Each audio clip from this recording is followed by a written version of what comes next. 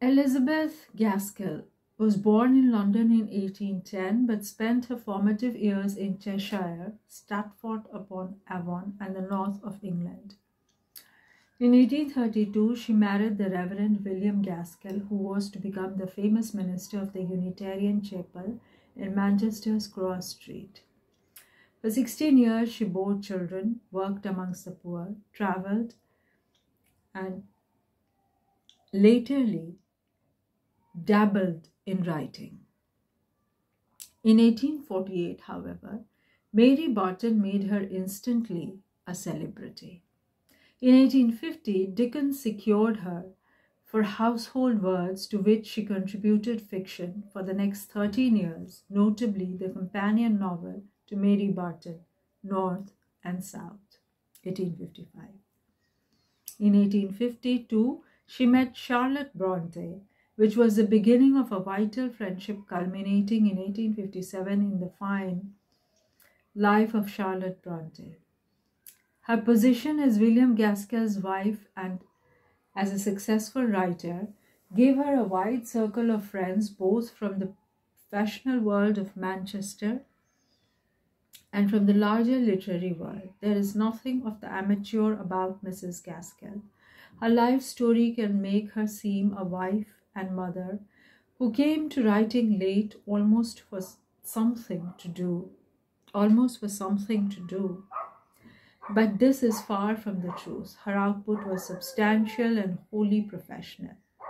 As Dickens discovered when he tried to impose his views on her as editors of Household Words, she knew that she was hoping to achieve and would not be bullied even by the greatest genius. Her later works, Sylvia's Lovers, Cousin Phyllis, and Wives and Daughters. Sylvia's Lovers, 1863, Cousin Phyllis, 1864, within 1 year, and Wives and Daughters, 1866, suggest in their greater confidence and inventiveness of style and form that Mrs. Gaskell was reaching a new level of creation when she suddenly died in November 1865. This is what writers do. They overwork, cutting on sleep, right? Now, this person, Martin Dodsworth, I think, who wrote this introduction, or not this introduction, that is by the publisher, a simple one. It's an introduction of the author, just the bio, but an introduction of the work, which is coming up, is by Martin Dodsworth. He is Professor of English Literature at Royal Holloway and Bedford New College, Surrey. Royal Holloway and Bedford New College, Surrey. He edited The Survival of Poetry, 1970, a book of essays on recent poetry, and is consulting editor of English, the Journal of the English Association, of which he is chairman. Dorothy Collin, M.A., is in the Department of English at the University of Western Australia. So the book has been edited by Dorothy Collin, the professor from Australia, with an introduction by Martin Dodsworth.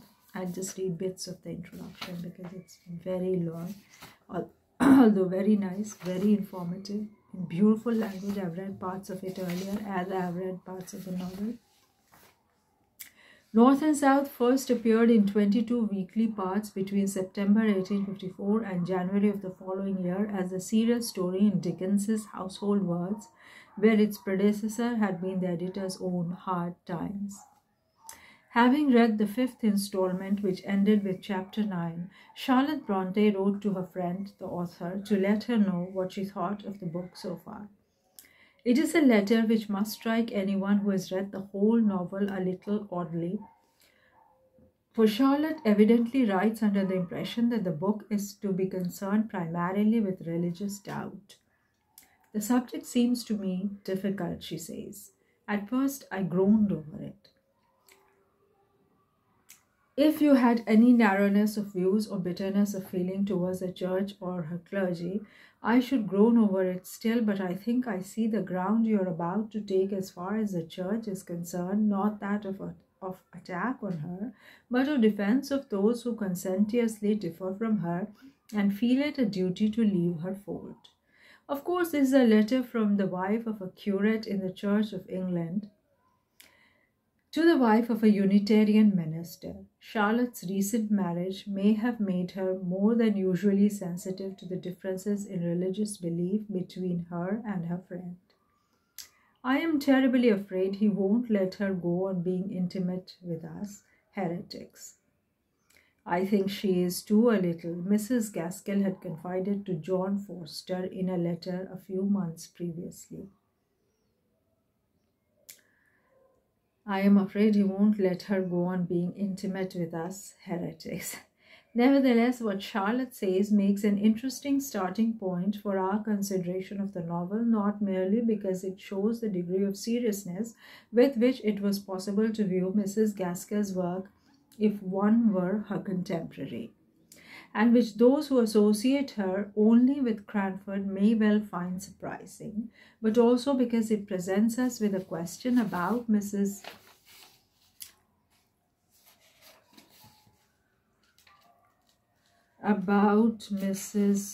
Gaskell's intention in writing the book. Why does she choose to start north and south in such an oblique fashion? But I read the starting, and it's with the description of a bride sleeping.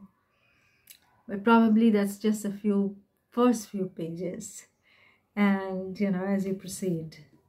So this is a book, these are all books that I have to come back to. I'm having a very hard time, leaving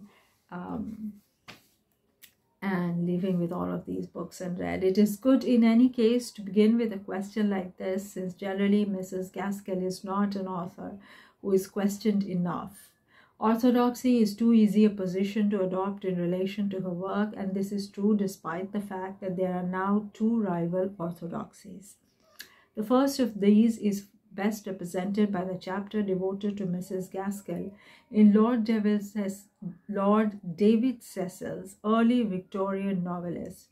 Here we learn that Mrs. Gaskell is essentially a feminine novelist, distinguished for her powers of observation, her freshness, and her sweetness. Lord David, one feels, would be hard to put to it to find positive reasons why her novel should be read. Her unfailing literary good breeding, he says, invests her flattest pages with a sort of gentle distinction. But she cannot bear unhappy endings, lacks forcefulness, is unable to express violent and masculine emotions, has only a feminine subtlety, and spends a good deal of time inculcating moral lessons which do not, alas, inspire her.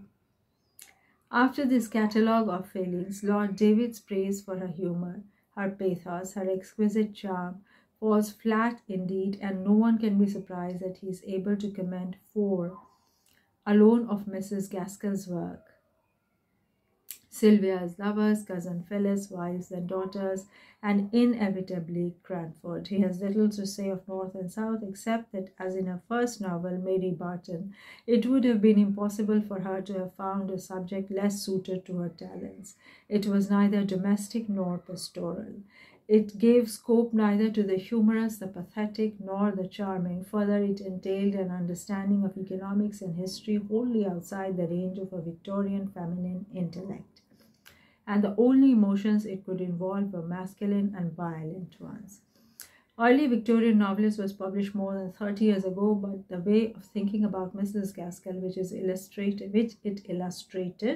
it illustrates, is still quite frequently to be met with, and may explain the half-heartedness of recent books attempting to revive her reputation. For whilst her first orthodoxy allows Lord David in the end to approve only 4 of the novels, if that is, Cousin Phyllis can be dignified with the name of novel.